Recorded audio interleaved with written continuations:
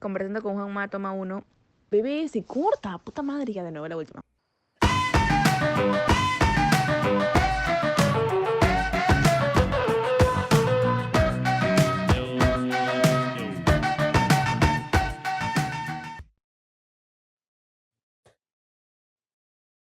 Buenazo. ¿Qué tal? ¿Cómo estás? ¿Qué tal tu día? ¿Qué tal la semana? Bien, esta semana ha sido especial porque hemos tenido el cumpleaños 71 de mi madre, que en paz descansa, de Chalena Vázquez, pues nuestra musicóloga. Entonces hemos lanzado el Instagram de ella, ¿no? O Claro. sea, del Centro de Investigación de las Artes. Y ha sido bastante movimiento esta semana con eso. Wow, qué chévere. ¿Cómo así te iniciaste en la antropología? Para mí es una carrera muy interesante por el hecho de que ves el comportamiento del ser humano, analizas culturalmente y es como el trasfondo que tiene muy interesante, así que me gustaría conversar sobre ello. ¿Cómo comienzas en la antropología, ¿no? A estudiar. Es netamente por el punk, por la escena subterránea, por el rock subterráneo, mejor dicho, ¿no?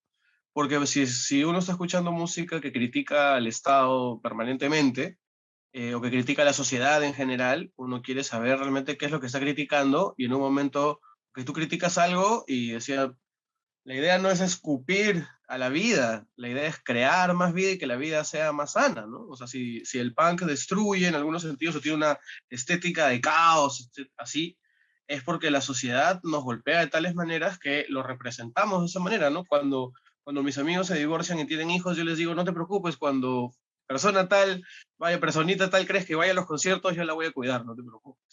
Porque sé de que de diversas fracturas sociales termina saliendo el punk, ¿no? Entonces yo me meto, primero quería sociología, ingresé a sociología y luego fui donde el secretario académico de ese entonces, que era un economista, y me habló tan mal de la antropología, porque fui con una compañera que en paz descansa, con una compañera de estudios, que también quería hacer lo mismo, llevar sociología y antropología. Entonces, fuimos donde el secretario académico y nos dijo de que sigan sociología, porque la antropología no tiene método, porque la antropología hace eso de la observación participante y se van al campo y creen que viendo la vida de los indígenas pueden producir conocimiento. Entonces lo dijo con tal desprecio que dijimos, los dos salimos de ahí diciendo, vamos a hacer antropología, ¿no? Y le vamos a Claro. demostrar que no es así la cosa, de que no es así. Y sí, eso, pero igual tenía mucha información en casa que es antropológica, porque mi madre, al ser musicóloga, o sea, la musicología es una rama de la antropología cultural, Claro. ¿no? De cierta manera, ¿no? Entonces, por ahí había antropología en casa. Ok. ¿Cuál es la diferencia entre sociología y la antropología? Es el nivel de abstracción, ¿no? El nivel de dedicación al asunto, porque la sociología es macro, ¿no? La sociología son procesos, es un nivel de escala, básicamente, y método. ¿No? La sociología puede ser más estadística y puede trabajar a unos niveles, a una producción de datos general sobre volúmenes más grandes, y la antropología parte del micro, de la conducta, de la vida, de la experiencia humana en comunidad o individualidad o muy cotidianamente, ¿no? Entonces, no es que tú lo ves, o sea, por ejemplo, eh, no es lo o sea, es que en realidad en un momento convergen también, ¿no? Y se complementan, ¿no? Porque dialogan y utilizan métodos de uno al otro en algún momento, pero, por ejemplo, no es lo mismo ver precios de abastecimiento de la fruta y verduras y ver ese nivel por ejemplo, cómo, no sé, cómo... se me ocurre un ejemplo súper hardcore. Es que hubo un momento en nuestra historia que se llamó el equilibrio estratégico durante el proceso de terrorismo, violencia política, guerra, como quieras llamarlo. Hubo un momento en donde Sendero avanzó hacia el centro del Perú, hacia Pichanaki, hacia toda esta zona del Ajá. centro, hacia la carretera central, y lo llamaban buscar el equilibrio estratégico y buscaban bloquear, así como tumbaban torres, querían cortarnos el suministro de comida. Entonces iban a cortar la entrada de la fruta hacia Lima, de las frutas y verduras hacia Lima. Entonces Wow. entraron y ahí se enfrentaron al ejército ayáninca y no es exactamente que vencieran, ¿no? O sea, más bien los ronderos, las comunidades se autodefendieron y ahí es donde se vence a Sendero también, pero esa era como que la estrategia, ¿no? Entonces, no es lo mismo verlo a nivel macro y decir, pasaba esto, pasaba tal cosa, tal y cual, y verlo, y ver esos procesos, a irte a la comunidad, a conocer a las familias y que te cuenten qué pasó en ese proceso específico y cómo estaban viviendo, y que tú de repente veas otro nivel de prácticas y de símbolos, ¿no? Donde de repente ves que ahora ya no tienes al gran guerrero que salía a cazar, sino que en una comunidad amazónica puedes encontrar a alguien que ha hecho servicio militar obligatorio y que fue parte de la gente que te cuento que enfrentó a Sendero, y en lugar de tener una piel de animal, tiene un saco así, un saco a la tela de ciudad, y por ejemplo yo he visto esto si alguien lo ve, saludos para la comunidad de Cuchiviani, que lo he visto eso, ¿no? Un antiguo soldado que él tenía el poder del control remoto y estaba trazando Rambo en televisión a los niños en una casa comunal. Wow. Y es la misma estructura, ¿no? La misma estructura de el antiguo guerrero contando historias en torno a la luz. Y ahora es el que fue soldado, ¿no? Y bueno, y por eso dicen que mandaron a la policía y no al ejército a la curva del diablo en Bagua, porque si mandaban al ejército, el ejército incluía indígenas. Entonces, ¿qué iba a pasar en ese caso? ¿Quién sabe si iban del otro lado? Entonces, nada, ese nivel de abstracción es el mismo fenómeno, pero no es lo Claro. mismo hablar de la música del ejército ayáninca, como está haciendo Nahum, el amigo Nahum Saldaña ahora, a hablar de los procesos de los marcos legales, qué pasó con los medios, o sea, otros no. Es el mismo fenómeno en dos niveles de abstracción. La sociología es macro, la antropología es micro, pero dialogan y hacen saltos de un lado para el otro. Claro, de todas maneras, ¿no? O sea, como dices, la sociología en este tema ve cosas como más centrales, como en plano general, pero la antropología ve cosas chiquitas. Es muy interesante también porque el Perú tiene una gran historia y siento que hay cosas chiquitas que mucha gente ignora, ¿no? Y es como que a veces esas cosas son las que marcan la diferencia en comportamientos que tenemos. Ahora último está, y escuchaba mucho de que el resentimiento del peruano, ¿no? Que el peruano es resentido desde hace muchos o miles de años, por los españoles, por el racismo, por esto y por lo otro. Entonces, analizar ese tipo de cosas, ¿no? Y verlas y exponerlas también, ¿no? Y conocer cómo somos como sociedad. Mira, hoy día en la mañana ocurrió que vino un amigo, Renzo Calderón, que él está haciendo una investigación sobre su abuelo, que nos muestra que es nieto, el hijo de chamanes, que viene de Chepén, de Chiclayo a Lima, se ubica en torno a las arenas, es músico, recicla cosas que encuentra en la calle. El señor es parte de esa parte donde hacen trabajos, ¿no? De trabajos, pues al lado de las arenas, para el bien y para el mal, para la salud, para el amor, para la enfermedad, esos trabajos. ¿Ya? Claro. Entonces, pero además el señor tocaba como chivero y hacía instrumentos. El señor, alrededor de 1945, le pone una pastilla eléctrica al banjo. El banjo es este instrumento pues, que toca Bugs Bunny, que es como si fuera una Claro. antecesora de la guitarra eléctrica. Eso es una guitarra criolla en un momento. Y el señor se inventó una guitarra eléctrica con parlante incorporado que se enchufaba a la pared. Wow. ¿Ya? En los 40, 50, cuando la guitarra eléctrica recién se inventaba. ¿Ya? Y hace poco, mi madre estuvo buscando, bueno, hace años mi madre buscó unas investigaciones de cuáles eran los primeros registros de música en el Perú, se fue, encontró lo de Bruning, se publica hace poco, hubo una conversación en redes sobre Bruning y me escribe un descendiente del autor de una de las canciones que se grabó, me pasa una foto de su ancestro, no en Ancash, y me saca una guitarra con dos mangos, un mango bajo, un mango guitarra, en 1925. ¿Te imaginas el orgullo para un guitarrista eléctrico, para un luthier, de saber de que esas cosas se estaban haciendo en el Perú en 1925, en 1945? No tenemos ni idea. No tenemos ni idea de nuestra riqueza y cómo podría nutrirnos y cómo podría emocionarnos y cambiarnos el chip, ¿no? Justo ahorita yo estaba haciendo vamos a tener gira con Ambesa en Cusco, con el colectivo de reggae Ambesa Sound. Entonces estaba haciendo una canción de la historia del Cusco, ¿no? Y diversos contextos, ¿no? Como hace poco hice para el RIMAC.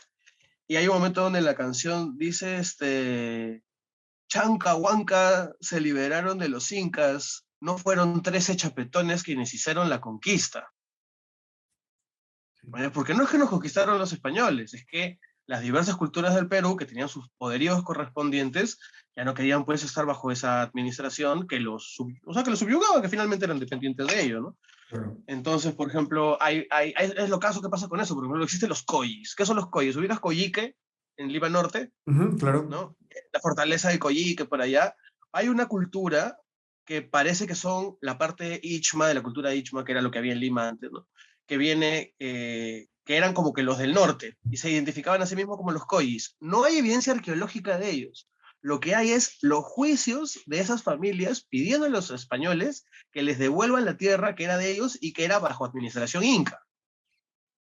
Esos eran los pleitos legales que habían en la época, y por eso es que los españoles vencieron a los incas, porque en realidad la población que estaba siendo no necesariamente equilibradamente administrada por los incas se rebeló. Entonces, no sé, los Koyis andan sueltos en la historia, porque solamente Rostorovsky identifica que habían juicios donde ellos pedían su territorio, pero ahora hay colectivos en Lima Norte que se identifican como cultura Koyi, ¿no?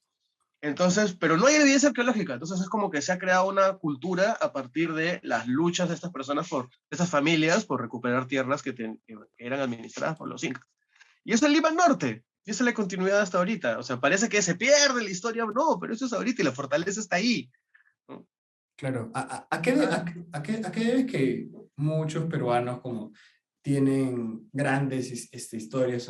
He escuchado, a veces mi profesor nos contaba historias que pasaban en el mismo Lima sobre la historia. Recuerdo que había un colectivo que se subía a un bus grande, la 18 en Lima, y entonces ellos empezaban, por cada distrito que pasábamos, empezaban a como que a narrar las historias, como que la historia de cómo comenzó o lo que antes era San Isidro, lo que antes era San Miguel, a qué familias pertenecían, y era como, o sea, Lima era chacra, era eso, ¿no? Era un lugar de gente de campo, que ahora, y es como que mucha o muy poca gente ya no le presta atención al pasado, ¿no? Siento que el hecho de tener presente lo que pasó antes en el lugar donde estás, donde te encuentras, es muy, muy importante. Hay un cementerio de más de 1000 años debajo de la avenida Brasil, a la altura de la cuadra 10 en Breña. Un cementerio, ¿ya?, de la cultura Lima, por la cual nos llamamos Lima. Entonces, tú cavas 1,5 metros debajo de la tierra en Lima y encuentras restos arqueológicos. Entonces es una gran ficción. O sea, Lima se construyó las grandes, lo que Chalena, mi mamá, decía, las altas culturas andinas, de los Andes que se vayan en el mar en este caso. Entonces, lo que tenías es que los Lima se encontraron con la expansión Wari, ¿no? Los chancas de Ayacucho, ¿no? Desde ahí en Huancavelica, etcétera, que era el imperio, que no son exactamente imperios, ¿no? Pero son esos grandes momentos de la historia anteriores a los incas, ¿no? Por eso le dicen el horizonte intermedio, lo clasifican así. Entonces, Wari se junta con los Lima, y la mezcla de los Wari con los Lima da a los Ichma. Y los Ichma tienen diversos señoríos, ¿no? Es como cuando dices en la Edad Media, pero tienen diversos reinos, pero todos son europeos, ¿no?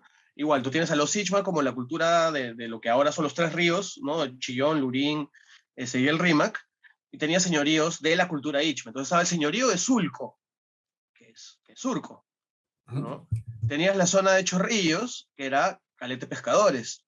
Entonces estaban construyendo acá en San Jerónimo y debajo de la pista encuentran a una autoridad pescadora enterrada con anzuelos grandazos, como una ceremonia ritual.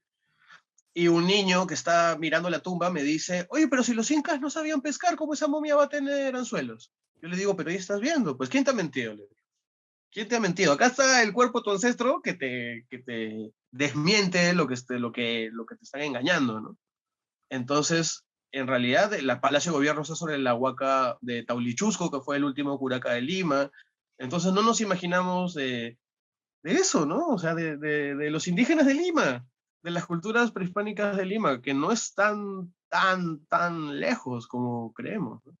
Claro, o sea, como decirlo, no tienes la realidad histórica en tus narices, pero no nos damos cuenta. A mí en el colegio, o sea, me habrán hablado de Chavín, de Paracas, de estas grandes culturas pre- prehistóricas, pero nunca me han mencionado como Lima y esas cosas. No siento que se ignora mucho.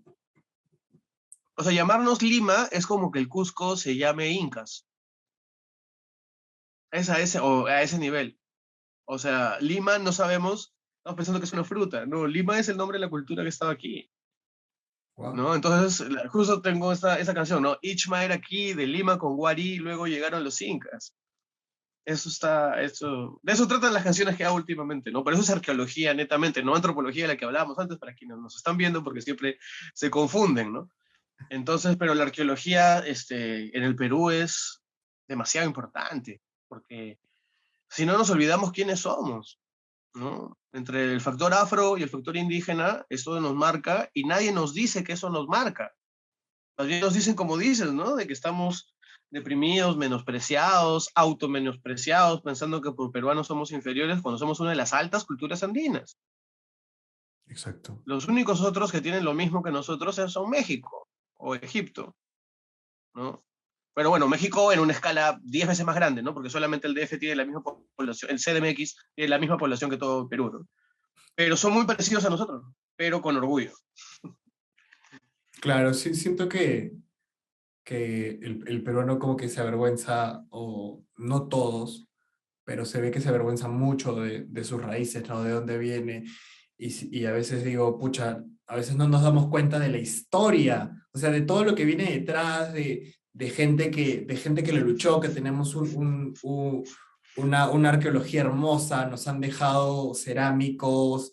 Y es como, por qué sentir esa vergüenza de quiénes somos y de dónde venimos, ¿no? Porque este, justo estaba viendo un poco de la historia del jazz, que o sea, no tiene nada que ver con esto, pero hablaba mucho sobre cómo los europeos traían africanos y como que los privaban de todo y cómo ellos empiezan a formarse y hacer estas comunidades para no perder esos rituales que hacían en el África, y así como que nace el jazz y nace esto, ¿no? Igual en el Perú, o sea, las comunidades, o sea, es ahora lo que tal vez, por decirlo, algunas minorías, ¿no? Es como no es tan a la vista, o algo tan centrado como país. Es muy loco cómo llamamos minoría a lo afro cuando en un momento Lima tenía más de 60% afro, por censo. De afrodescendientes más de 60% en Lima. Pero nuestros ancestros varones murieron en la guerra con Chile y en la guerra de independencia, ¿no?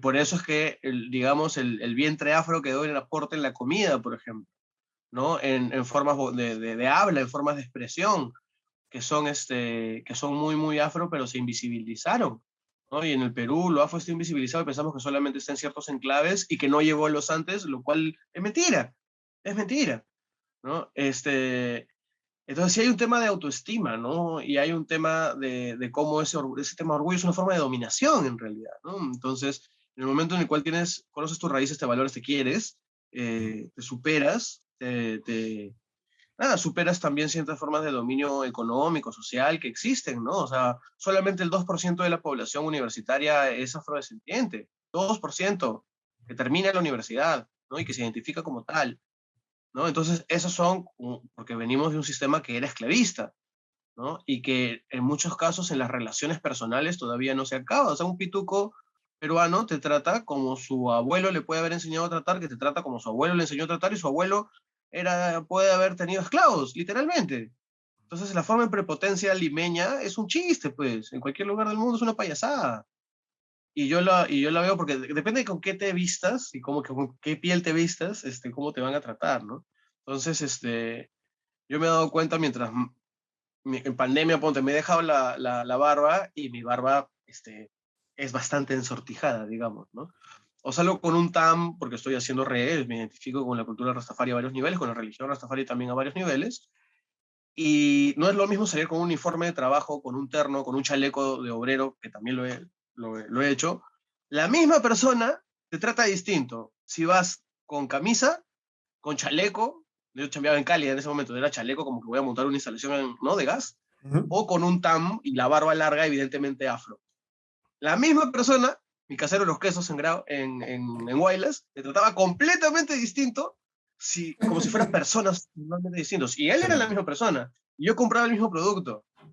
Wow. Pero en una me trataban como si le fuera a robar. Mm. Es así de claro, ¿no? Es así de claro. Con mi novia, con mi compañera, siempre vemos eso, ¿no? Ella me decía, no puede ser que digas que te discriminan tanto. Y de repente entrábamos a lugares donde me decía, "Oh, en serio, de verdad es obvio que nos están siguiendo, ¿no? Que la seguridad nos está siguiendo, ¿no? Porque nada, uno tiene la piel más oscura y así funciona en Lima. Y quien diga que no, bueno, o no lo ha vivido, pero no es que no exista. Totalmente. Yo recuerdo que en dos ocasiones me pasaron yo siempre ando con capucha y todo, entonces yo me estaba regresando a entrenar, estaba por la Videna, entonces me fui hasta aviación y eran como que las 9, 9:30 y el carro que me llevaba pasaba hasta las 9, 9:30, entonces yo voy corriendo a toda velocidad y una señora como que me ve en la misma esquina y ve que estoy yendo en su dirección, entonces cuando ya estoy como que a 1 metro o 1,5 metros, como que agarra, voltea su cartera y me grita como que no me robes. Entonces yo me asusto, la veo y miro a todos lados y toda la gente como que éramos el centro de atención y yo, ala, ¿por qué esta persona pensaría que le iba a robar, no? Y es como, y después vi, bueno, estaba con este buzo, con la capucha, y es como, ala. A mí me pasó algo sumamente parecido, pero yo me acerqué a saludar a una amiga de mi mamá en el mercado Jesús María. Y yo venía a trabajar de ventanilla, digamos, jardinero industrial, ¿ya? De construir, de sembrar cosas ahí al frente de la Pampilla. Y la amiga de mi madre, de la mano de su esposo afrodescendiente, se asustó pensando que yo le iba a robar. Mañana no es que esa persona fuera racista, en absoluto. ¿Mañas? Pero ya nuestros códigos de hostilidad son tales que aparece un niño, porque además yo era chibolo, tenía 13, 14 años, y pensó que yo era un piraña que le iba a robar, ¿mañas? Porque ya tenemos tan interiorizados los códigos de que viene alguien de piel oscura, que tiene la ropa sucia porque venía a trabajar, y asumes que, o sea, pues, asumes lo peor. Esos son nuestros niveles de violencia y esas cosas hay que darle la vuelta, hay que darle la vuelta. Una vez estaba en La Habana con un amigo sociólogo, él es colorado, ¿no? Mestizo criollo. Discúlpame, Diego, que te define así. Ah, ya, es Diego Ponce de León, el hermano de Gisela, de la Ya, actriz. ok. ¿Ya? Es Entonces, que sociólogo. él es sociólogo. Él es Wow, sociólogo, sí. Él es sociólogo y wow. está investigando música criolla y es un excelente bajista, igual que los dos somos alumnos de Juan Rebasa, que es el autor de Muchacho Provinciano y bajista de Fiesta Negra. ¿Ya? Siento que es la mejor canción que se ha podido haber creado. Me identifico completamente con esa canción, de verdad. Los dos somos alumnos de él y con Chalena estábamos en La Habana en estos congresos de musicología que hay allá, en este caso era de la IASPUM. Ah, Acabamos de terminar nuestra cerveza y había muy poca luz en La Habana, en esa parte en particular que estábamos cruzando, y había mucha gente en sus casas, que son callejones, que son solares, ¿no? Como podrían ser algunas partes del RIMAC, aquí, de Barrios Altos, ¿no? O sea, como que las partes más precarias de esa zona de Lima, así son varias partes de La Habana Vieja, ¿no? Entonces, de repente, nosotros nos pusimos en la posición defensiva, como si estuviéramos saliendo de tocar en el centro de Lima con una botella que si viene alguien a cuadrarte, a quitarte este instrumento, tú vas a romper la botella y te vas a defender, ¿no? claro. Porque el policía se va a llevar a los dos. Entonces, de repente nos dimos cuenta que en La Habana los dos limeños éramos más peligrosos que los cubanos porque todo era totalmente seguro y nadie nos iba a hacer nada. Nadie nos iba a robar. Más peligrosos éramos nosotros, medio borrachos, pensando en romper la botella si alguien intentaba hacer algo, que los cubanos que no tenían ningún interés de hacernos nada y que éramos un par de turistas más que estaban cruzando por la puerta de su casa, ¿ya? Como tantos miles ocurren normalmente. Entonces los limeños protegiéndonos en la noche, saliendo borrachos de un bar, éramos más peligrosos del bar, porque Lima es así. Perdón, quienes estén viendo esto, se puso sordio el asunto, hay que ponernos más positivos. Hay que ponernos más positivos. Pero Completa, sí. completamente. No, sí, o sea, justo te iba a decir de que, o sea, la mayoría de gente en Lima y que tienen ese concepto, ¿no? O sea, a mí siempre cuando salgo o estoy muy, muy de noche, siempre le está la palabra cuidado, te van a robar. Y siempre estás con ese chip de autodefensa, de que si viene alguien atrás, te sigue, o como que estar muy, muy pendiente, ¿no? Y es como, no debería Y ser no somos mujeres. Y no somos exacto. mujeres. Claro, o sea, no ¿No? Que la necesariamente tienen peor todavía. exacto, pero, o sea, Claro. siempre, o sea, acá el limeño es como, ¿por dónde te vas a ir? Por tal zona. Ah, ten cuidado. Entonces, como, ¿por qué no? Yo he ido por muchas zonas, es como que las supuestamente picantes, y es como que me he topado con gente extraordinaria. Yo recuerdo que una vez me fui a Villavista a grabar un videoclip y conversando con la gente del lugar, hablaba sus cosas, me gustaba mucho su manera, me interesaba su manera de vivir, su manera de pensar, preguntaban ciertas cosas y era muy interesante. Dije, o sea, ¿dónde está acá la maldad? ¿Dónde está esa supuesta delincuencia que todo el mundo pinta de que no, que callado y puede ser esto y puede ser lo otro? O sea, es que pasan ambas cosas. ¿no? O sea, conviven las cosas. Mi madre incluso me decía en algún momento de que no es que una persona, no es que un cholo sea cholo permanentemente, pues, a veces es trabajo complementario. Y también es que la gente convive con todo, ¿no? O sea, yo aprendí a tocar en el Agustino, he encontrado gente maravillosa que quiero muchísimo, pero igual nos han robado juntos en su barrio, ¿no? En algún momento la gente cruzando la Ribagüero, las pandillas de frente, o sea, igual vas y te cuidas. O mi papá vivía en el Callao y él contrataba un fighter para que lo acompañe al paradero a su casa, porque existía ese servicio, además, de para que Mm, no te roben, yo te acompaño, ¿no? Y me paga semanalmente. Y existe, exacto, ¿no? Eso no ha sido exacto. hace mucho. Entonces es una con otra, ¿no? La cuestión es qué alternativas de vida tiene la gente para que sea más satisfactorio hacer otras cosas, ¿no? Claro. Y también desestigmatizar, ¿no? Pero sí pasan ambas cosas. Yo vivo en Chorrillos, por ejemplo, ¿no? Entonces hay una zona que es más policial, hay una zona que es más residencial y hay otras zonas que son abiertamente picantes, selectivamente enrejadas, en las que sí, pues tienes que andarte con cuidado y es verdad, ¿no? Entonces, las cosas, nada, las cosas deberían ser mejor para todo el mundo, ¿no? Y sí hay un tema de que los peruanos, los limeños hemos normalizado, la gente que vive en Lima, quiero decir, ¿no? Hemos normalizado la violencia, ¿no? Hemos normalizado la violencia urbana en general, ¿no? Entonces, por eso tal vez valoramos tanto tocar, o las fiestas, o la juerga, o la comida, porque son nuestros momentos más bonitos en medio de una ciudad súper hostil, ¿no? Exacto.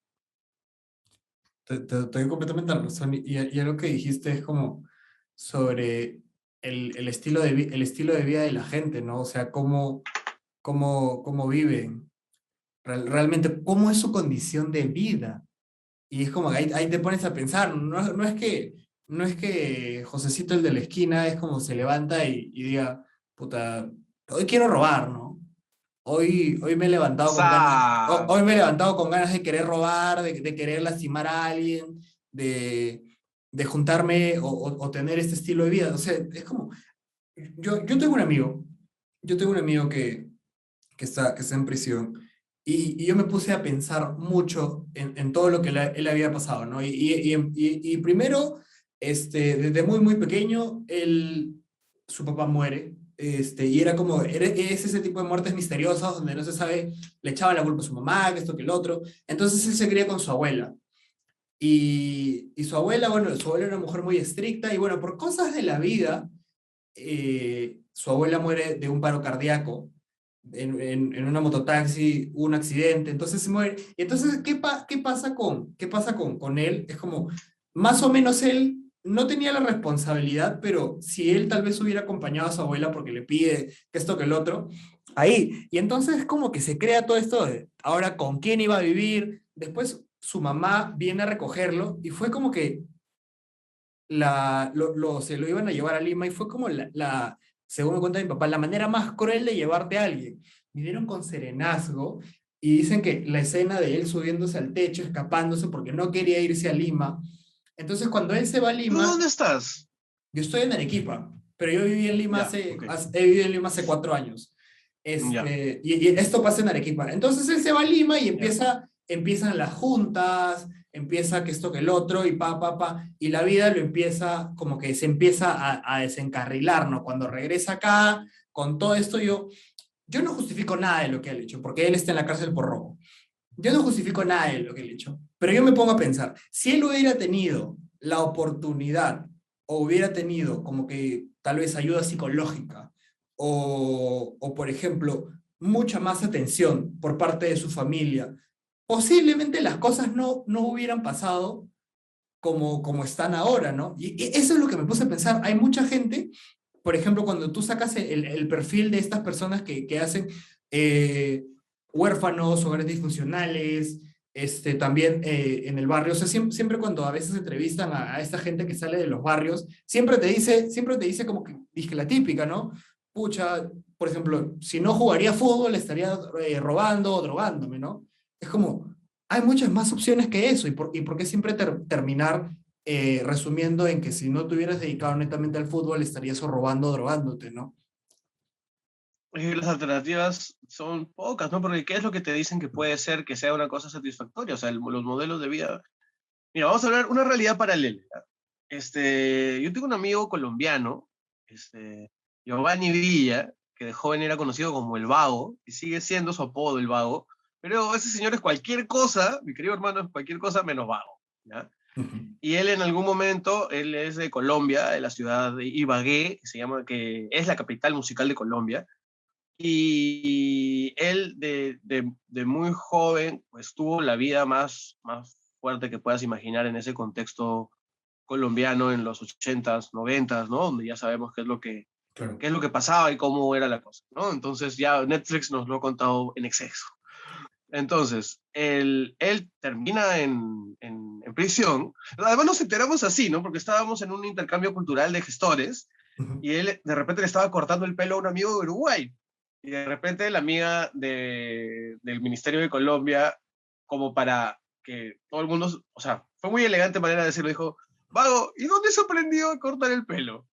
Le dice riéndose. Y le dice, en prisión. ¿No? Mientras y resulta de que mi querido amigo el Vago actualmente es uno de los principales raperos pues, de su ciudad y uno de los referentes de Colombia en eso, ha tocado en Rock al Parque, Rap al Parque, perdón, o sea, es un rapero reconocido, pero él comenzó a trabajar como gestor cultural, ¿no? Porque justamente tú pasas de hacer que de tu propio trabajo musical sea autosostenible, a de ahí ver que hay todo un tema de cuál es el impacto de la música en comunidad y cómo puedes trabajar de eso y cómo la música también es un trabajo y un negocio, ¿no? Entonces él tiene dos lados. Por un lado, un trabajo fijo, en un momento era responsable de las escuelas de arte de su distrito y de su municipio y en los pequeños distritos, ¿no? De la ciudad y los distritos. Entonces eran como que varias escuelas de arte ahí que él lideraba y coordinaba. Y en paralelo, tiene una empresa que en ese caso hacía espectáculos artísticos auspiciados por los malls. Entonces las bandas independientes, y de hip hop en particular, se presentaban en los malls y él hacía un boletín, que era el boletín donde estaban noticias culturales y la publicidad del centro comercial. Entonces vendía un producto que incluía el espectáculo, la comunicación, entonces todo ese bloque de cosas de que hay gente que no sabe hacer, pues, ¿no? O sea, ese lado comunicativo, artístico, creativo, entonces lo vuelves un valor para generar más valor en sus trabajos, ¿no? Entonces de esa manera las artes generan más valor en otros lados. Y en Colombia ha sido muy marcado y acá también es muy marcado que cuando tú haces o sea, cuando tú aplicas arte en un espacio que es violento, lo transformas y lo sanas. Nosotros con el Totalmente. cine Laya teníamos un punto picante acá en Chorrillos que se muralizó con una imagen de Lucho Hernández y dejó de ser un punto picante, simplemente. Punto. La gente se mudó Es a otra esquina, simplemente. por ejemplo, lo que acaban de borrar en Atahualpa, si no me equivoco, la pared rosada, que murió un cuidador y que la empezaron a pintar. O sea, sí, sí siento que ese lugar, o sea, ese lugar es histórico, es icónico. O sea, ahí han venido grandes bandas de salsa, siempre va traperos, y o sea, siento que tal vez, Maña, no, muy buen punto, ¿no? Pero eso es otra cosa completamente externa, porque a veces uno de los lugares más picantes del Perú, ¿no? Pero, y más bien eso tiene la estética de la lápida, y eso es otro tipo de aplicación del mural también, ¿no? Y no es casual también de que el Callao sea así de picante porque viene de la estructura esclavista también, pues. Lo que había antes ahí eran barracones, o sea, los barracones son las barracas, pues las barracas de quién? Quienes eran antes eran esclavos. Entonces, ¿cómo no va a desarrollarse una cultura de la delincuencia si el esclavo luego es cimarrón? Y lo digo porque también de ahí desciende mi gente, ¿no? O sea, mi abuelo llegó a ser agricultor y sus padres tenían mi mamá es la primera que va a la universidad, el abuelo es agricultor, los padres tenían unas tiendas, pero antes, no otras tierras y tiendas, pero antes lo que habían sido eran, el abuelo del abuelo era traficante. ¿De qué? De querosene. Así como ahora se trafica gasolina en los stations y pasan los taxis con el tanque lleno, dejan la gasolina al otro lado ¿no? de Ecuador y de Perú y regresan y hacen ese ping-pong y con el valor del combustible van jugando. Entonces llenan el tanque, cruzan la frontera, ¿no? Descargan el tanque, el jabón, por eso regresan. ¿No? Y así se hace el tráfico de combustible en el norte. wow. Antes, lo que hacían era mandar querosene en burro. ¿No? Entonces yo me he enterado de esto porque nosotros nos contaban de que la familia tenía un burro contrabandista, que al burro le ponían el querosene y él sabía llegar a sus dos casas, entonces iba de una chacra en Loja y a la otra chacra en Sullana. Entonces cruzaba el burro y lo mandaban pues, con su alforja con el querosene. Entonces, pero más allá de la anécdota, ¿qué es lo que un afrodescendiente es antes de eso? Es justamente cimarrón y antes de eso persona esclavizada. Entonces es toda una sentencia de cómo logras un ascenso social a que, ¿no? El nieto del nieto del nieto, ahorita pues que pueda estar conversando ahorita y podamos ser artistas, educados, funcionario público que he sido, etcétera, ¿no? O sea, es todo un proceso, ¿no? Es como el Perú. Es un ejemplo, ¿no? De familia, nada más. Ya, ¿cuántas familias tienen historias similares? Tómate un break y aprovecha en apoyar este podcast por Yape o Plin. Agradecería mucho su apoyo y no olvides de suscribirte al canal.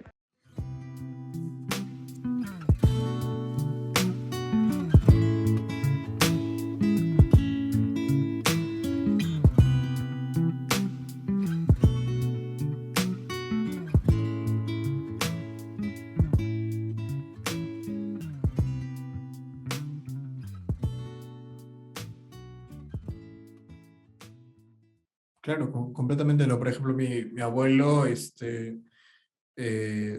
adoptado, ya fue, paz descanse. Mi abuelo es adoptado, lo adopta como que una familia de dinero y es como, le ofrecen todo, pero como que menos amor y al final como que mi abuelo termina trabajando siendo chofer. Era chofer como para varias familias, después tenía microbús. Y algo también sobre la familia de mi mamá, que con la época de Velasco, por ejemplo, mi abuelo por parte de mi mamá fue una de las familias beneficiadas, o sea, junto con todo un gremio, por chakra. O sea, yo siento que gracias a eso, porque la última vez hace poco estaba leyendo el libro de Bailey, creo que se llama Los últimos días de la prensa.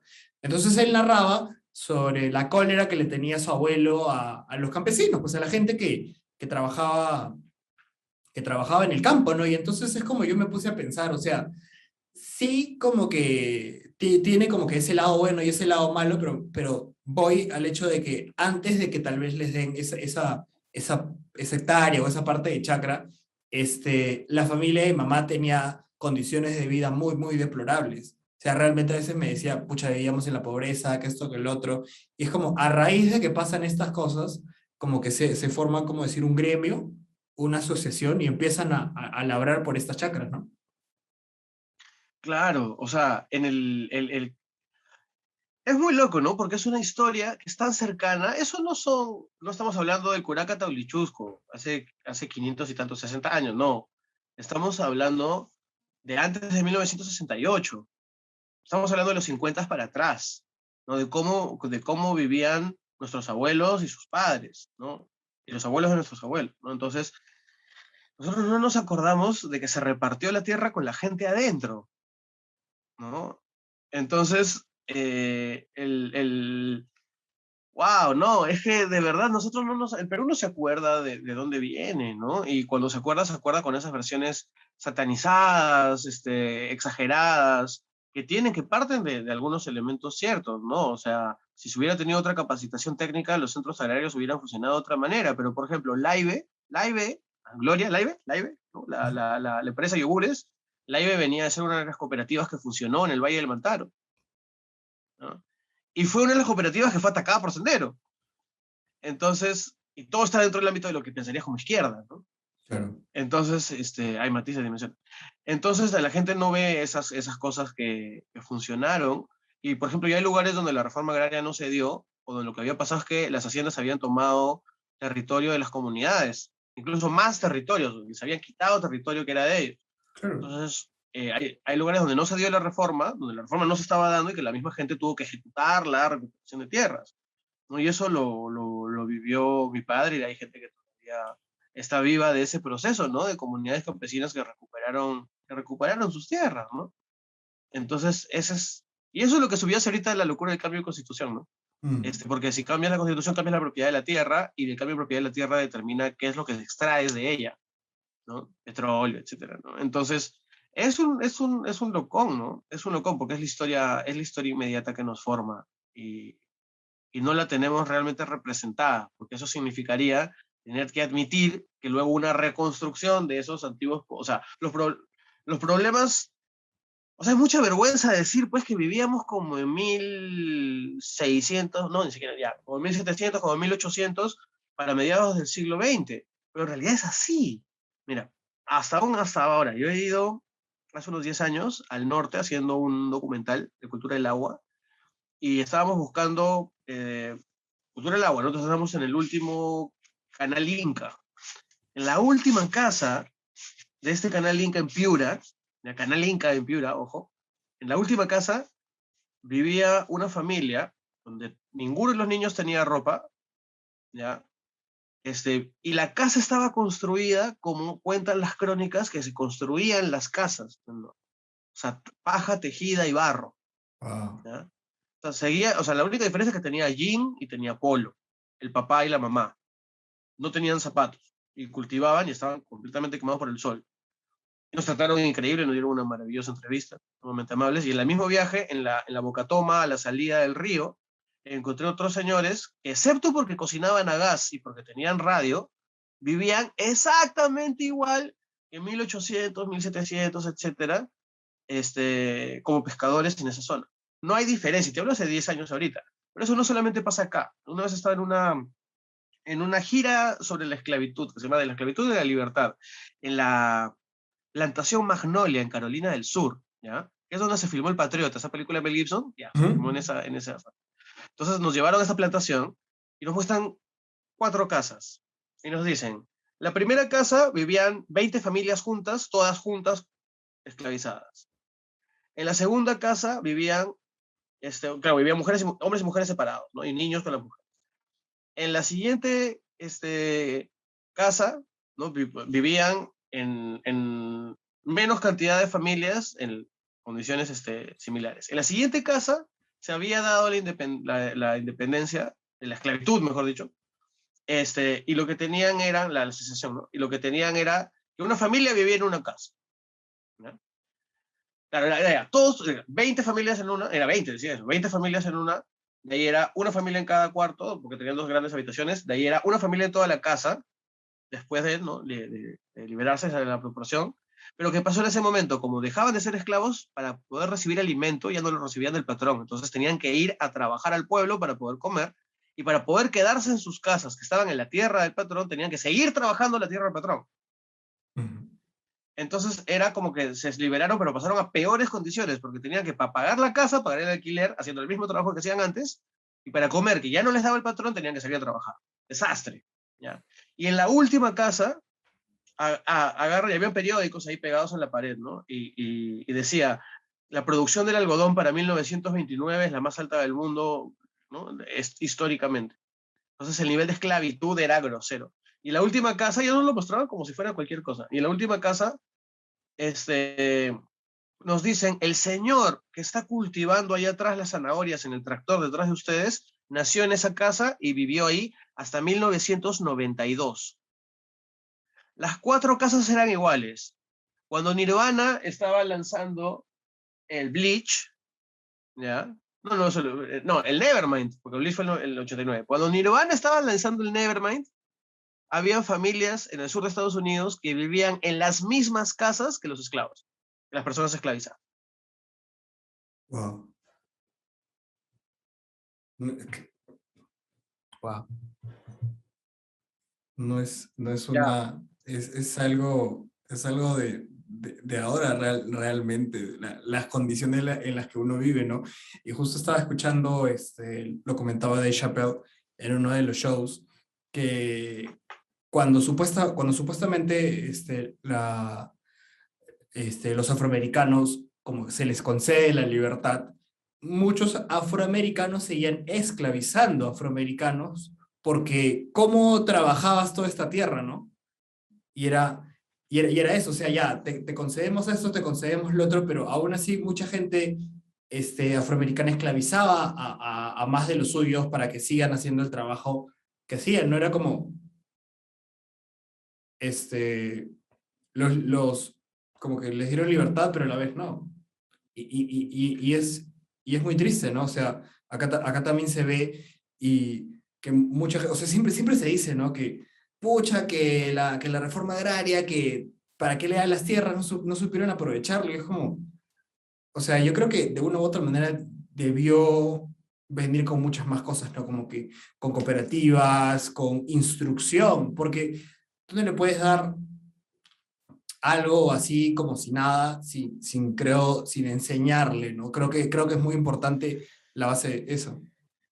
Es que eran dos cosas, ¿no? No solamente enseñarles, sino reconocer lo que también sabían. Y lo que pasó es que la gente estaba harta de vivir en el campo y se vinieron a las ciudades. Entonces tú tienes dos grandes migraciones del campo a la ciudad, que una es con la reforma agraria y otra es con el tipo de terrorismo, violencia política, guerra interna, como la quieran llamar, que la gente no quiere vivir en el campo, pues, y se va del campo, ¿no? Y se viene a las ciudades con esta imagen de modernidad. Y el chiste es que de los 80s a los 90s, o sea, la llegada del cable, la llegada de Internet, o sea, hay un switch de que nosotros, o sea, pasamos tan rápido a esto que las generaciones actuales no son conscientes de cómo se vivía en los 90s, en los 80s, y ni hablar ni en los 70, 60, 50. Olvídate, ¿no? Entonces no hay una memoria histórica inmediata, ¿no? La gente tiene memoria histórica hasta el 2005, no Bagua. De los 2000 en adelante tiene memoria. ¿No? De atrás en la historia está en debate y es borrosa y es una locura, ¿no? Y de ahí hasta atrás, hasta Guamán Poma y la sentencia de Tupac Amaru, olvídate. Sí, claro. Claro, estaba leyendo la sentencia de Tupac Amaru por encargo de mi madre, ¿ya? Y salía que en un momento, una de las consecuencias de la sentencia es que prohíben que la población haga arte en espacio público. Se prohíbe todo tipo de dicen, se prohíbe todo tipo de representaciones, funciones, instrumentos musicales, vestimentas, idiomas y todos aquellos usos y costumbres que les hagan recordar a sus antepasados y gentilidad, decía la sentencia, ¿no? Del corregidor Arrechi. Pues por eso Perú, Lima no tiene, o sea, bueno, y diversas ciudades del Perú no tienen arte en las calles como otros lugares. Porque acá en un momento se nos prohibió hacer arte para que la gente no se acuerde de sus ancestros y no se rebele. Total. Entonces, Arequipa, por ejemplo, pienso como en un momento la Municipalidad de Arequipa tiene una Casa de la Cultura que en un momento no se la quieren dar a ningún uso artístico, sino que era para cobrar impuestos cuando los bomberos la rechazaron. Porque o sea, es una casa de la cultura que tiene escenario, tiene camerinos, tiene taquilla, y está hecha para que sea un centro cultural, ¿no? Y de ahí la activaron y la volvieron a cerrar, ¿no? Entonces ya esto ya no tiene que ver como que la sentencia de Tupac Amaru, sino ya es una continuidad de prácticas que no concibe que puedas hacer cosas que son dignamente humanas en cualquier lugar del mundo, ¿no? Incluyendo Europa, que tanto admira a la gente que nos prohíbe de hacer esas cosas a nosotros, ¿no? Entonces, Claro. no olvídate. Justo me puedo pensar, o sea, realmente espacios culturales, o sea, mucho más allá de la diversidad de Lima no tienes, o tienes muy pocos. Yo recuerdo que varios amigos me dicen como, oh, ¿dónde puedo hacer tocadas? Esto que lo otro, y es como, espacios donde puedas generar arte, tanto como música, graffiti, pintura, teatro, cine, son espacios muy, muy chicos y la mayoría de estos espacios salen como independientemente, ¿no? En Lima tienes, por ejemplo, yo viví en San Miguel. En San Miguel, a una cuadra de mi casa, tenías como la Casa de la Cultura. Tú te ibas a Jesús María y también tenía un centro cultural. Te ibas a Miraflores. Cada distrito, no sé si todos tendrán uno, pero sí, siento que varios distritos en Lima tenían lugares de las mismas municipalidades dedicados a la cultura, a este espacio, ¿no? Pero cuando salías un poco más allá, salías totalmente de Lima, casi no había o no existían ese tipo de cosas. No Existen hay. las direcciones desconcentradas de cultura, ¿ya? Y la de Arequipa es una de las más polémicas, dicho sepas. Es dura la cosa, dura. El asunto es que todos los espacios son recursos y todos los espacios se pueden utilizar para hacer arte. Cualquier espacio se puede utilizar para hacer arte. Pero lo ideal sería tener auditorios que existen para eso, ¿no? O espacios destinados para poder hacerlo. Pero lo interesante es que tú puedes tomar espacios y que en el sentido de abordarlos de una práctica artística y devolverlos a la comunidad y no volverlo, como se dice, un no lugar, una instancia de tránsito vacía de significado o de significados efímeros, sino poder construir un sentido de uso de los espacios por parte de la gente y un beneficio, como dicen, funcional y emocional, como dice el marketing. Entonces, en Arequipa, una de las cosas más bonitas que me ha pasado es, fuimos con una banda que se llama Black Sahras, con el tambo, llevamos por el tambo de bronce, estaba compuesta por varios artistas, ¿no? Que tenían sus proyectos solistas en sí. Entonces llegabas a Black Sahara y éramos 5 artistas adentro. 3AM, el Chino Burga, Yushimi, Lucía Vivanco, Quincholo, pues Choque Zapito de Lima Dub Club, Caja Sayes, que es percusionista y editor de Movistar, y bueno, y yo, dando clases de gestión cultural. Entonces llevabas a una banda y tenías pues varios actos, ¿no? Y nos llevaron a la Plaza Redonda de San Lázaro, que tiene que es una cancha redonda, pues, donde se usa como estacionamiento, pero tiene un borde que es un muro inca, que sube, ¿no? Que sube y que continúa, y que es peatonal, ¿no? Pero aguanta peso con piedra.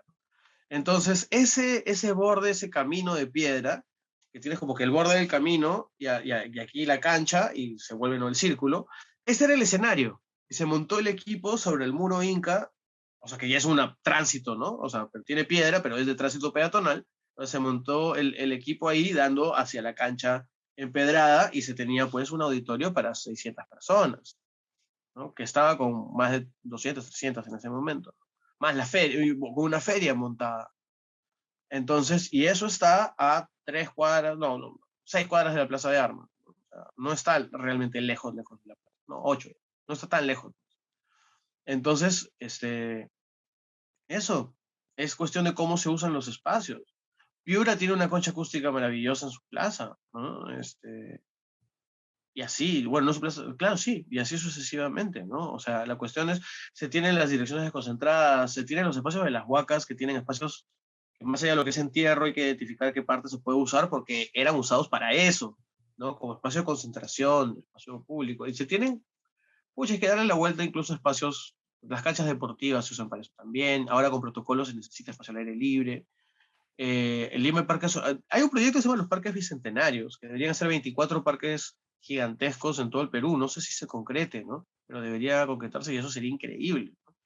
Porque cada departamento tendría un gran espacio público para poder tener cosas importantes, ¿no? Entonces, nada, el espacio es un recurso y hay que gestionarlo para la comunidad. Claro, saber usar esos recursos que tienes, ¿no? Y siento que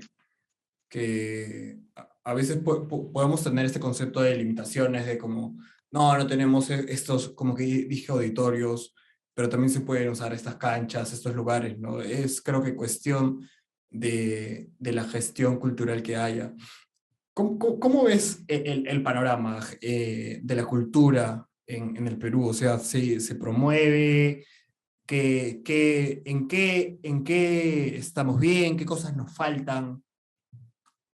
Yo creo que hay una gran esperanza en los gobiernos locales, los municipios distritales, los gobiernos regionales, que tienen recursos para poder trabajar con los artistas. O sea, en el momento, como decía mi madre, ¿no? El trabajar del arte es un derecho, hacer arte es un derecho de todas las personas.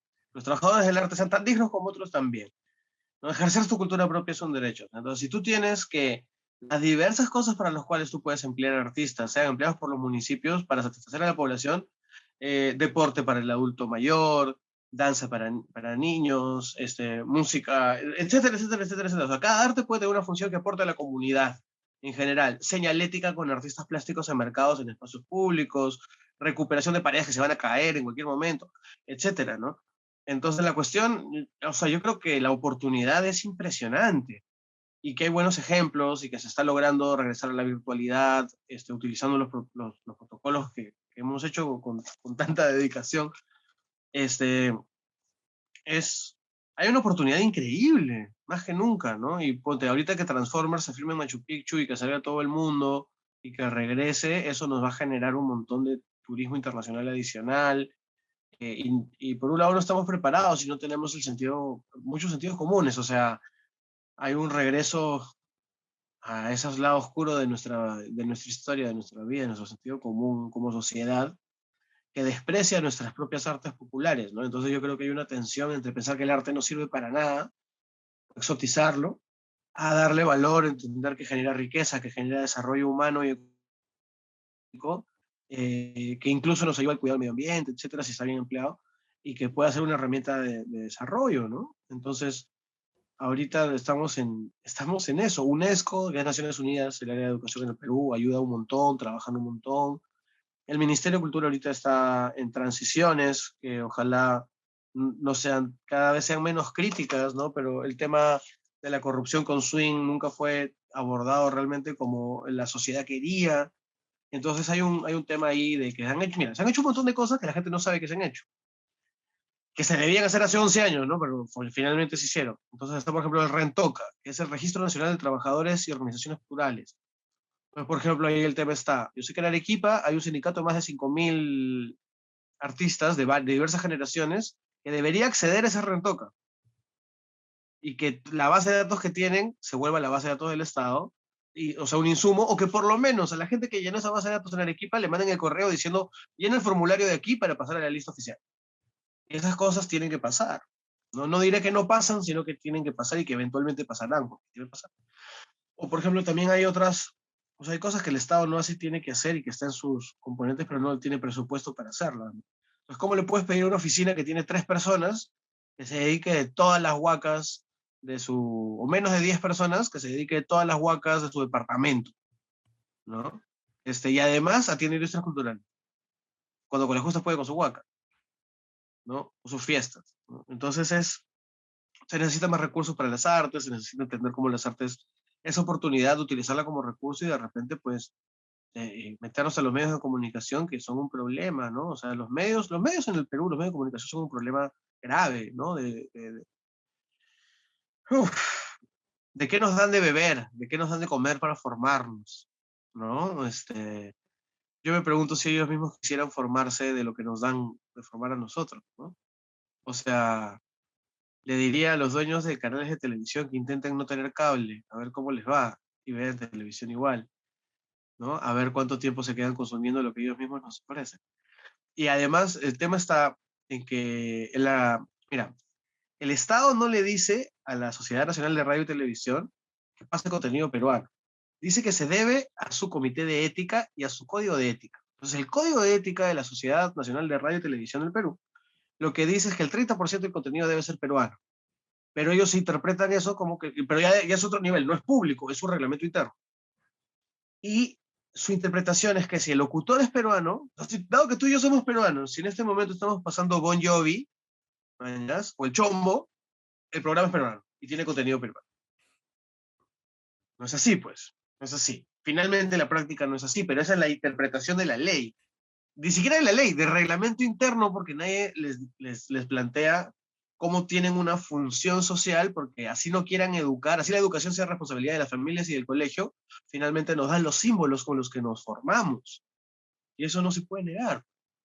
Entonces, nada, ahí el tema está más que picante, porque los medios por eso son los que se oponen al Estado y a que se les tome, y la gente no se imagina de qué cosas pasaron cuando el Estado, o sea, cuando el Estado comenzó a producir contenidos nacionales en televisión, ¿no? La memoria de lo afro se dio porque Perú Negro y el conjunto nacional de folclore impulsaban esas cosas desde el Estado, pasando en televisión, y los mejores documentales de música criolla eran de Panamericana, ¿no? Entonces mi madre me contaba, una congresista se robó los videos de Canal 5 de Panamericana, porque estaban utilizando los videos donde grabaron los documentales de cultura durante el tiempo de Velasco, no, del gobierno de las Fuerzas Armadas, lo utilizaron para grabar fútbol. Grabaron el descentralizado sobre la misma cinta. Se grababa en analógico. Entonces esas cintas carísimas las volvieron a usar y chancaron los documentales. Entonces ella al ver que estaba haciendo eso, se roba el video de Víctor Jara y otro del Señor de la Jarana de José Durán, ¿ya? Y otro el Son de los Diablos. Entonces son tres, el bolero, no, ¿cómo es? Es un tema sobre Belén, no me acuerdo el nombre exacto, no sé bolero. Porque son El Señor de la Jarana, que es dedicado a Ascuez, otro que es de Navidad, y el de Víctor Jara, que son tres documentales en blanco y negro que están en YouTube. El de Víctor Jara es su mejor presentación en cualquier lugar, mejor registrada, mejor entrevista. Y los otros dos es lo más antiguo que tenemos en video, así sobre Marinera Limeña, sobre Canto Jarana, sobre Son de los Diablos. Sale Pepe Vázquez joven en la casa de los Avilés, ¿no? Tocando ahí la maestra Lucy, si ves un saludo para la maestra, tocando pues en su casa, se ha hecho sede de televisión, transmitido eso en televisión nacional, ¿no? Entonces olvídate pues, no vamos a comparar eso con ningún programa televisivo que exista en la actualidad de señal abierta, excepto las cosas que pasan en Canal 7, en IP, que realmente tienen una vocación educativa al respecto, pero los demás canales no tienen nada ni remotamente parecido, que nos enriquezca a partir de nuestros propios frutos, ¿no? Herencias. No, olvídate. Y todos los países sí tienen, ¿no? Claro, Nosotros, claro. nosotros tenemos programas como este, un montón. Tal vez no suficientes, necesitamos más. Pero sí. Sí, sí, siento que realmente tengo una manera de pensar, o sea, es como la televisión, lo que consumimos ahora no te llena, ¿no? Siento que son grandes, o los programas ahora son grandes distractores a la gente y se ha educado mucho de eso, ¿no? O sea, los programas reality, los programas de chismes, esos programas que realmente no te cuentan mucho de dónde vienes o de una u otra manera darte más contenido sobre tu país, sobre tus orígenes, lo que está pasando realmente en otros lados, ¿no? Tenemos que, por ejemplo, el único, yo recuerdo que cuando iba a comprar pan todos los domingos y sábados, 6 7 de la mañana, mi vecina estaba con este canal en TV Perú donde pasaban Huayno y era como que, oye, qué chévere que estés escuchando esto, no sé, yo digo, el Huayno es propio y mucha gente se avergüenza, o sea, se avergüenza de eso y también me causa mucha indignación lo que dijiste de que gran material de historia, documentales que marcan nuestro camino y es algo a lo que podemos enseñar a futuras generaciones para que se sientan orgullosos de quiénes son, de dónde vienen y hacia dónde van por un par de partidos de fútbol. O sea, yo sí sé Claro, que, claro. o sea, yo sí, o sea, el fútbol en Perú es como que el deporte madre, hay mucha gente que le encanta, que le gusta, incluido, pero no tienes el derecho de hacer eso, o sea, de quitar historia, de quitar todo un contexto, de un trabajo por un partido. Realmente es algo que indigna, es algo que molesta y que también la manipulación de los medios de comunicación, ¿no? De que no dan la información verídica, no dicen las cosas como son. O sea, si no nos enfocamos tanto en los programas de, bueno, estos entretenimientos, que esto y lo otro, tampoco es como las noticias las manipulan, dicen lo que tal vez a la empresa le pueda convenir, no se meten con tales cosas, siempre es atacar, desinformación, y eso es lo que molesta. Claro, claro. O sea, es como que es duro decirlo, ¿no? Pero las poblaciones estamos sometidas por grandes sistemas de consumo y no es que haya necesaria, bueno, si hay gente delincuente con mucho poder, ¿no? Y con mucho dinero, pero no es que haya un genio maligno detrás de eso, sino que las cosas funcionan así desde hace mucho tiempo, ya funciona estructuralmente, ¿no? Entonces la gente no está pensando en estupidizar a la población, la gente está pensando en vender más, está pensando en quién es su cliente inmediato, en qué es lo más divertido y que funcione y ya, ¿no? Y tampoco puede valorar lo que esas mismas personas no conocen, ¿no?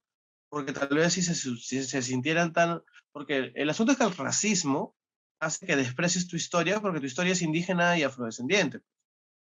Entonces, si valoras eso, cambia el sistema de representación. O sea, nadie que esté arriba va a querer dejar de estar arriba, ¿no? Entonces, y tampoco aprendió, o sea, la gente tampoco aprendió la importancia de, wow, que esta semana he tenido una chamba muy loca, ¿no? Y era un cliente de una, es que, wow, es que sí, que son, es que es loco, ¿ya? Uno termina enseñándole, un saludo para mi amiga Gabriela de The Anthropologist, voy a contar esto. Nosotros le hemos estado enseñando a un fabuloso conglomerado de cerveza, que ya te imaginarás cuál es porque es el único, Ujú. enseñándole la importancia de las fiestas patronales como una instancia de consumo de cerveza. ¿Verdad? ¿No te parece extraño que recién se enteren? De que recién vengamos a decírselo, o sea, con todo respeto, con todo cariño, ¿no? Es importante que lo sepan y hubiera sido bueno que lo supieran antes, pero ya lo deberían tener bien mapeado, ¿no? Pero Total. no sé, no, uno no tiene claro cómo las clases populares no, en el Perú resolvemos y no vivimos mal. ¿no? Yo hablo, por ejemplo, no es que hay un AB, o sea, en el Perú hay un C, que es el C culto, que ese es el que mueve la cultura. No son las clases altas, es el C culto y el E masivo que produce las grandes fiestas. Bien, ¿no? Y esos somos los que empujamos el coche. Y bueno, cuando el A y el B se contactan con sus raíces y se cultivan un poco, pues inyectan un montón y también funciona. Pero la gran mayoría de los sectores culturales funcionamos desde este lado de clases populares que igual nos cultivamos y que no tengamos grandes cantidades de dinero o las tengamos de vez en cuando y en otros momentos no, no significa que no nos cultivemos y consumamos arte, ¿no? Claro. Arte propia, además. Totalmente, ¿no? Como dices, justo estaba escuchando, en estos programas siempre como que tienes este estereotipo de como que gente blanca, gente atractiva, gente... No muestras, siento lo que es el Perú en realidad, o sea, no muestras de que hay muy poca diversidad en la gente que trabaja en esos lugares, ¿no? O sea, según tú ves... Excepto en TV Perú. En TV Ah, Perú hay casos muy interesantes, ¿no? claro, Las conductoras de TV Perú, casos como Miskitaki, o sea, han habido programas muy buenos, ¿no? Que sí te lo representan. Pero en otros lados no tanto, lo hacen desde el estereotipo, o sea, que te pongan a alguien andino, alguien afrodescendiente, alguien mestizo de diversas formas, no significa que no los estereotipen un montón, ¿no? Y hay programas que deberían ser cancelados por los estereotipos que reproducen, o sea, porque el hecho de que la señora se guarda el bolso cuando tú te acercas, porque en televisión le han enseñado toda su vida de que alguien con nuestras características le puede robar, pues.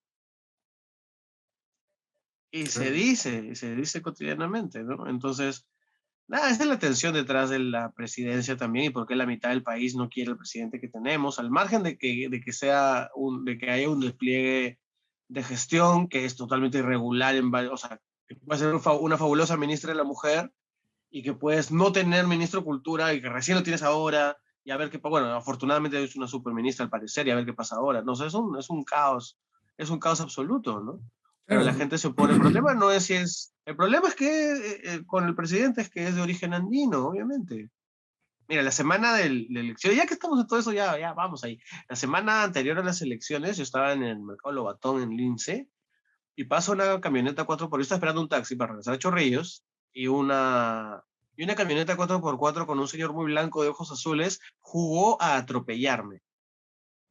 Qué raro que mencionemos a Bailey dos veces esta vez, ¿ya? Pero en No se lo digas a nadie, la película, porque no me dejaron leer el libro y de ahí no me dediqué a leerlo, ocurría que en un momento hablan acerca de atropellar a una persona de los Andes. No casé nada, pero maté a un, ¿no? Lo dice en un momento en la película, ¿no? Atropella a alguien y lo toma como un logro, ¿no? Fuimos de cacería, no casé nada, pero maté a esta persona que describe, pues, con términos que no quiero repetir. Entonces, este señor jugó a atropellarme, ¿no? Fue lentito, me sacó, tuve que retirarme porque obviamente estaba metiéndome la 4x4, bajó su hijo del carro al banco y él salió del lugar donde estaba, donde jugó a atropellarme. Podría haber avanzado recto, su hijo podría haber bajado, podría no haberme hecho nada, pero no, él jugó a atropellarme. Entonces, ya cuando el taxi se estaba yendo, yo le pido al señor que pare un ratito, y paramos al lado de la oreja del señor, y yo le digo, por gente como tú, Castillo va a ganar.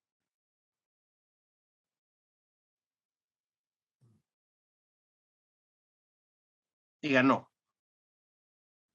¿no? Entonces, porque estamos cansados de esas cosas, por lo mismo gente que la gente votó por antes, etcétera, ¿no? Entonces hay como que una alternancia no de poderes a propósito, sino que la gente quiere salir de ese hoyo que es histórico y que ni siquiera identificamos de dónde viene, que es histórico, pues, ¿no? Claro, no, olvídate. Anterior a o sea, que viene desde Huari, pues olvídate. Ni siquiera de los incas. O sea, hay todo un tema de cómo se construye el Perú, ¿no? Sí. Esta es la entrevista donde menos he hablado de música en mi vida. Me parece muy interesante. Pero bueno. Sí, es lo que dices, ¿no? O sea, siempre has tenido este estereotipo de la gente andina que no estudia, que no sabe muchas cosas, ¿no? Que desprecias. Realmente las elecciones han sido eso, o sea, la mitad del Perú votó o bueno, gran parte de Lima votó por el racismo que tienen incrustado en la cabeza. Y gran parte del Perú también votó porque está harto. Y ese es el tema que se pone en la mesa, ¿no? O sea, muy aparte de la ideología o de lo que puede representar, era eso, de que la gente estaba cansada de cómo los miran, de cómo ellos se pueden sentir frente a una minoría que los discrimina por su color de piel, por su manera de hablar, por de dónde vienen, por algunas cosas que no sepan.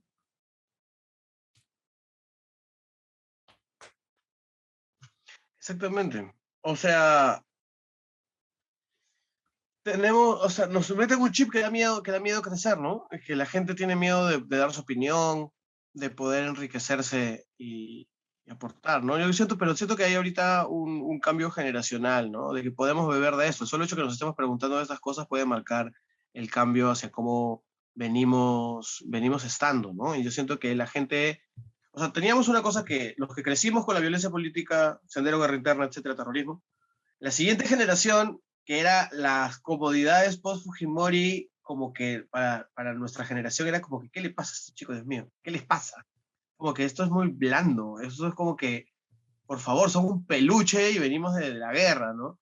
Y luego viene una siguiente generación que sí tiene una preocupación política, digna, no política partidaria, sino la gente que se alza contra Merín, desde la ley Pulpín en adelante, ¿no? Hay todo un despertar político significativo de que el punto de que las K-popers pueden bajarte a un político facho malintencionado y le bajan las cuentas, ¿no? Puedes tener el ataque del K-pop, ¿no? En esas dimensiones políticas. Entonces yo creo que hay esperanza, hay esperanza, pero hay que construirla, ¿no? Hay que tener insumos para construirla y hay que mirar hacia los grandes maestros, las grandes maestras, como decíamos, ¿no? Chale, Bolaños o los que están vivos, ¿no? Ahorita, por ejemplo, pienso en qué cosas podríamos cambiar, ¿no? Como cómo se heredan tonterías como, ay, se va a morir mi celular, discúlpame, como el racismo hacia lo puneño en Arequipa y Tacna, por ejemplo. Y hay migración hacia los dos lados, ¿no? Pero, pero si tengas un volcán al costado, hay arequipeños que se asumen costeños, ¿no? Ujú. Para no querer ser andinos. Y me han contado que hasta hay nazis en Arequipa, ¿no? Personas que venían del ejército alemán, no nazis en el sentido figurado, ¿no? Del ejército alemán que se refugian en Arequipa, ¿no? Entonces pienso que cada localidad tiene su diversidad cultural, que la construye para bien, para mal, y que con sus vicios, con sus saludes, y que hay que sanar algunas cosas y nutrirnos de otras para seguir adelante, ¿no? Y hay mucho con que nutrirnos. Claro, totalmente. Justo eso que dices en Arequipa. O sea, Arequipa está, o ahora hay mucha más gente de Puno, de Cusco, de Juliaca en la ciudad. O sea, se ve más eso. Ya no es tanto ese tal vez blanco que antes había. O sea, Arequipa es un lugar andino, se ha convertido en un lugar andino. Y siento que mucha gente dentro de la misma ciudad, como que algunas familias están con eso del, del racismo, de que no aceptan. Y aparte, nutrirte de otras culturas, ver lo que lo que otras personas de diferentes distritos pueden aportar en tu vida, pueden aportarte culturalmente, pues, porque es bien interesante. O sea, lo que piensa un ciudadano limeño, no piensa un ciudadano arequipeño, o lo que culturalmente puede ser para él, culturalmente para alguien de la sierra es totalmente distinto. Y ese cruce de culturas es muy interesante. Es que en eso está la riqueza del Perú, en que encuentras esos cruces loquísimos. Por ejemplo, tengo una amiga que ahorita vive en Argentina, de que ella, que no, che en ese sentido, pero ella es chino charapa, es Tuzán, es nieta de chinos, pero creció en la Amazonía, pero era profesora en la UPC en San Miguel y gestora en el Cine Laya, que ha hecho Chorrillos. Entonces, ¿no? En un momento chorrillana charapa, china. Claro. o encuentras incluso a otros niveles, gente que es directamente afrodescendiente. Por ejemplo, me contaba esto me lo contó Roberto Bayumbrosio. Yo le pregunté por qué en los libros antiguos de mi mamá se escribe Bayumbrosio con B chica. Y ella entrevistó a Don Amador, a su padre, cuando, no mucho antes de que ellos fueran conocidos por Mickey González, ¿no? Sino más bien cuando don Nicomés le mandó a buscar la ruta verdadera de dónde estaba lo realmente afro, que no eran las creaciones escénicas que se difundían por televisión, como el festejo, sino más bien la danza de negritos del Carmen y ese tipo de tradiciones. Entonces le pregunto eso, ¿y por qué es con B chica? Me dice, porque nosotros veníamos del Valle de Umbroso en el Cusco, porque la persona que los tuvo como su último amo, como la persona que los esclavista, mejor dicho, era del Cusco. Entonces los Bayumbrosio de Ica vienen del Cusco. Claro. Afroandino totalmente, ¿no? Entonces ese es otro cambio de chip. Entonces las máscaras estas que tengo acá, por ejemplo, de afro, que son de Paucartambo, estarían representando a los ancestros de la danza de Negritos del Carmen, porque eran la población afro en el Cusco. Entonces esa es una locura, pues, que no hemos medido, ¿no? Y en la Amazonía yo he conocido personas hermanas que la mujer era colona, se consideraba colona, y el hermano se consideraba Xánica, porque los papás eran una Xánica y una colona. Entonces, los dos hijos habían elegido su identidad étnica a partir de sus propios padres, y él había decidido seguir siendo y vistiéndose y estando con costumbres asiánicas, y la otra se identificaba como colona y tenía otro tipo de vivienda y otro tipo de consumo, ¿no? Y de manera de construirse, pero eran hermanos. Entonces, Claro. en realidad, o sea, eligieron su construcción cultural, ¿no? Sí. Claro, completamente. Justo hay algo que a mí me llama mucho la atención que son las danzas, ¿no? Recuerdo que en el colegio siempre nos hacían hacer este tipo de danzas y a mí me gustaba cuando el presentador decía de dónde venía esta danza, ¿no? O sea, es como, siento que ahorita la danza que a mí más me gusta son Cañeros de San Jacinto, por así decirlo, este, el Waititi acá en Arequipa, la madrinera que tenemos. Hay muchas danzas que son muy propias, ¿no? Y que narran, y que te narran una historia de cómo era el Perú y cómo se celebraban en esos tiempos, ¿no? Y es como, para mí es muy, muy bonito ver todo eso y que ahora lo representemos a modo de recuerdo de que estas cosas pasaban, ponte, hace 100, 200 años, sin no ir tan lejos, ¿no? Mira, en los 60s, Arguedas registra un desfile de danzas por el Inti Raymi en el Cusco. Y en esa época se grababa audio y música por separado, entonces se perdió el audio. Y mi madre hizo la reconstrucción de identificar a qué música correspondía a qué danza, y está eso en su canal, en el canal de Chalena Vázquez en YouTube.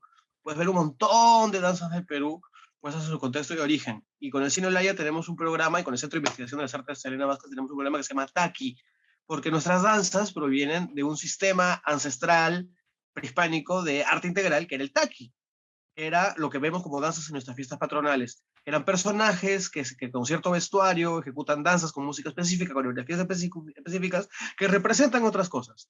Aves, personajes históricos, mitos y diversas dimensiones así. Espérame un instante que voy a traer un cargador. ¿Ya? Ya, Dame un momento para hacer esta conexión. ya. ¿Sí? Cuéntame cómo seguimos. Me estabas comentando sobre las danzas que tu mamá tenía el registro.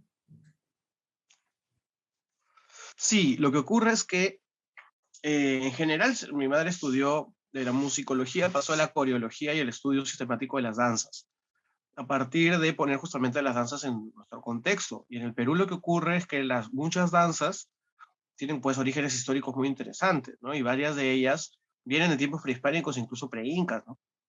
Y las danzas tenían, y la música en general, o sea, Jiménez Borja cuenta de que había maneras de que se daba la danza en el antiguo Perú, y que se acompañaba la danza con música normalmente, o sea, con cantos, o sea, las personas hacían las dos cosas al mismo tiempo, y se tiene todo un universo de instrumentos que es alucinante, ¿no? Bueno, entonces nuestras danzas evocan otras cosas, por ejemplo, Paras del Cusco representan las parihuanas, las danzas de negritos representan los procesos de esclavitud, eh, no, bueno, hay un montón en realidad, hay más de 3.000 danzas en el Perú, hay más de 3.000, ¿no? Entonces, Es impresionante cómo cada una de ellas parte de reinterpreta un hecho histórico, un aspecto de su contexto, desde una matriz artística. Entonces, en el Perú hay ciertas maneras de hacer danza, como también las hay en Asia, etcétera, que evocan esto, ¿no?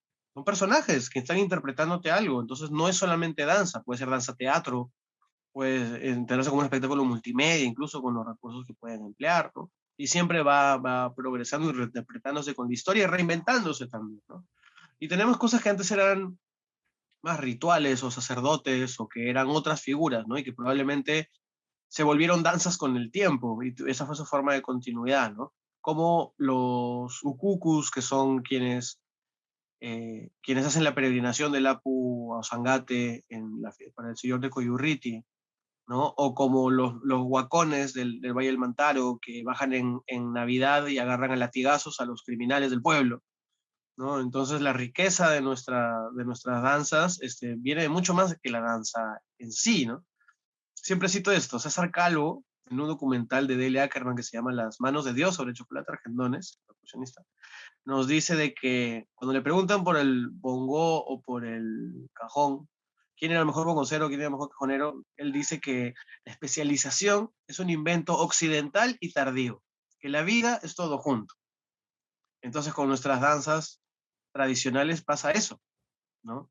Son personajes bailando cierta música y narrándonos un rito con su propia poesía. Pues todas las artes confluyen en eso, que es en lo que Chalén identifica como el taqui, teatro andino, arte multimedia, arte prehispánico integral, o también le dicen artes performativas indígenas, ¿no? Esas son maneras de entender nuestras artes. Wow, qué hermoso, ¿no? O sea, el hecho de que hay una historia y que se cuenta eso. Contar una historia mediante una danza que ahora podamos verlo, ¿no? Han pasado tantos años, tenemos tanta historia en eso. ¿Cómo, eh, o cuál es el papel que haces como gestor cultural? Mira, el tema de la gestión cultural también se dio por necesidad, porque es un poco el cómo lo que haces, o sea, lo que haces para tu banda, luego lo haces para la sociedad. Y fue muy concreto, ocurrió de que mi hermano menor, Gabriel, tengo una hermana mayor, Ana Lucía, que es artista escénica y fotógrafa, de ahí vengo yo, de ahí viene mi hermano intermedio, que es Kalin, que es el hermano menor directamente de Chalena, él es también fotógrafo, multiinstrumentista, productor, poeta, es alucinante Kalin. Y de ahí Gabriel, que es el único de todos que es músico profesional de escuela, que está en la Escuela de Música de la Católica. No tiene que terminar la Escuela de Música de la Católica. Y él es el cajonero de los. Él es el cajonero de los indies actualmente. Pero cuando Gabo decide estudiar, César Gabriel, decide estudiar cajón profesionalmente en una universidad que no le enseñaba cajón, sino le enseñaba percusión, y él tuvo que meter el cajón. Pero para aprender música popular, yo dije, mierda, mi hermano va a ser músico y en esta ciudad no se puede vivir de la música. ¿Qué puedo hacer? Entonces me volví gestor cultural público.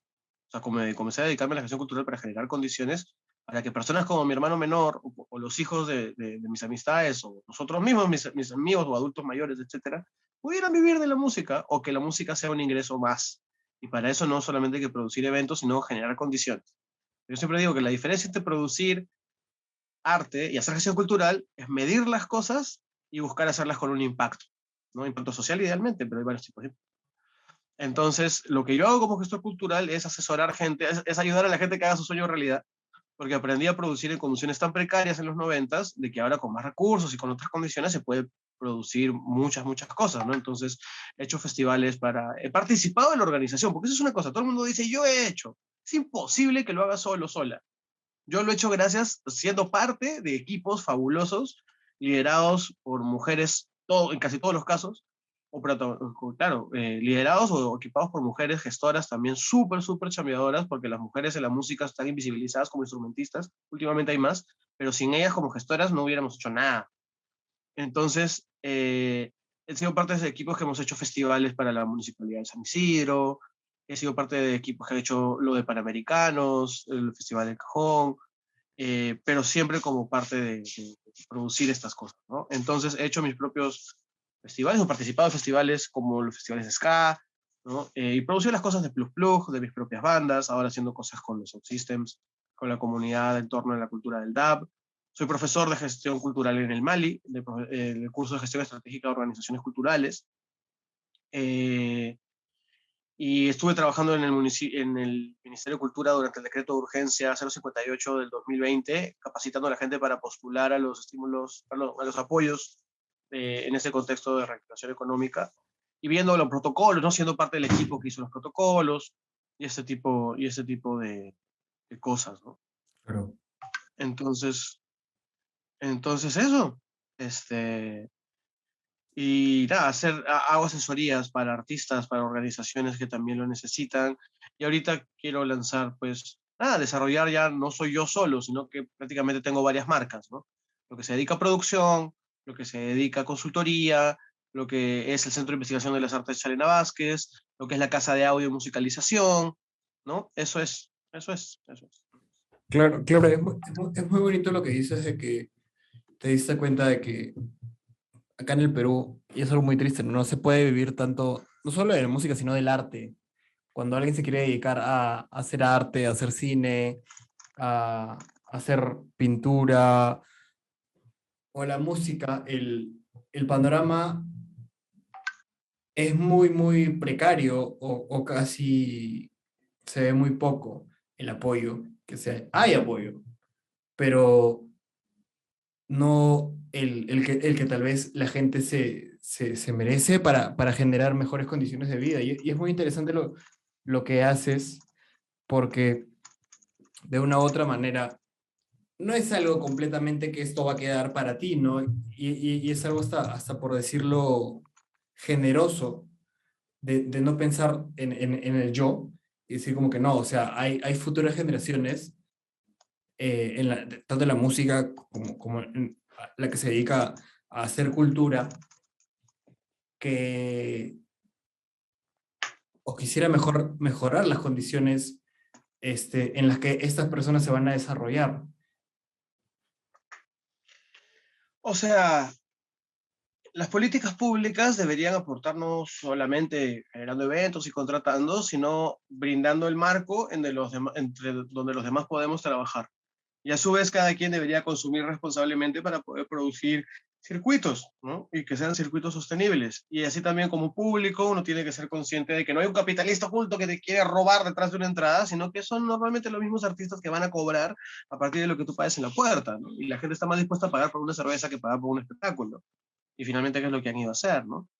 Entonces, sí, Claro. eso básicamente. Discúlpame, tengo que parar.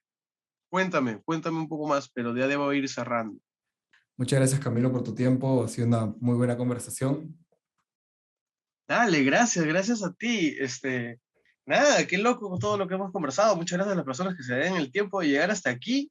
Saludos a todas las personas cuyo trabajo hemos mencionado y destacado. Y muchas gracias a ti, Juan Marcos, por la invitación y que ojalá el podcast siga creciendo y podamos seguir compartiendo por aquí, nutriéndonos. Y si bien hemos estado un poco oscuros en las cosas al principio, nada, invitarles a nutrirse de lo que tenemos para ofrecer en el Centro de Investigación de las Artes Chalena Vázquez. Acabamos de lanzar el Instagram de Chalena Vázquez. Si alguien está por Cusco hacia Halloween, o si esto llega a salir antes de Halloween, estamos con la gira Ambesa por allá. Después de eso vamos a volver a tocar con Ambesa en el RIMAC hacia primera semana de diciembre, ¿no? Los colectivos de reggae que tenemos ahí, de dub, afroperuano, frandino. Entonces, nada, invitados, invitadas a lo que vamos a hacer. Plug Plug va a tocar a fin de año. Regresamos con Plug Plug en unas fechas navideñas. Ahí tienes la exclusiva, la primicia de eso. Sí. Nada, y nada, muchas gracias. Muchas gracias a ti. Dale, muchas gracias, Camilo. Chévere, fuerte abrazo. Nos estamos viendo.